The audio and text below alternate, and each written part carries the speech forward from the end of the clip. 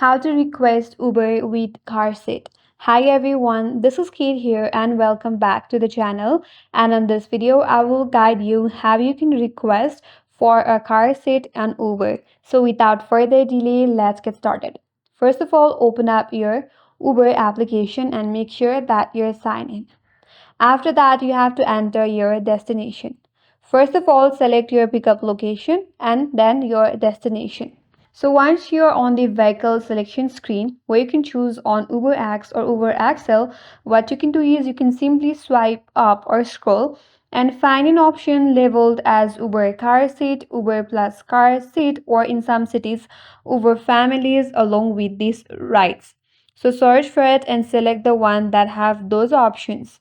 Then after that, you have to confirm your pickup location and then request for the ride. And in case if you cannot find the car seat option, then make sure that your application is up to date. You could also try searching again during the daytime where more drivers are available, and make sure that you're in a supported city where the car seat features are available. And that's it. That's how you can request Uber with car seat. And that's all for today's video. Hope this video was helpful, and if you're new to our channel, consider subscribing. Thank you for watching and stay tuned for more videos.